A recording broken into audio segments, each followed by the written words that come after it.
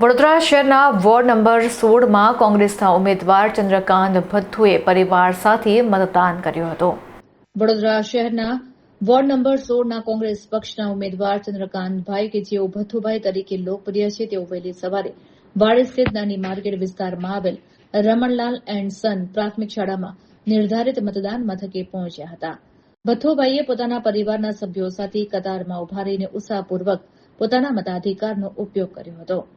સવારથી જ મતદાન મથકો પર મતદારોમાં ભારે ઉત્સાહ જોવા મળી રહ્યો છે અને લોકો મોટી સંખ્યામાં લોકશાહીના ઉત્સવમાં સહભાગી થઈ રહ્યા છે।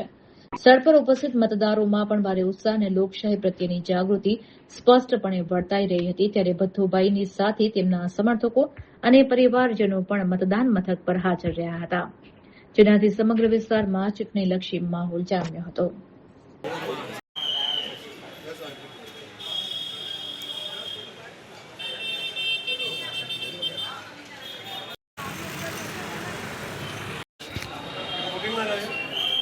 મતદાન કરવું એ તમારો અધિકાર છે અને મતદાન કરવું જોઈએ એવું મારું સ્પષ્ટ માનવું છે।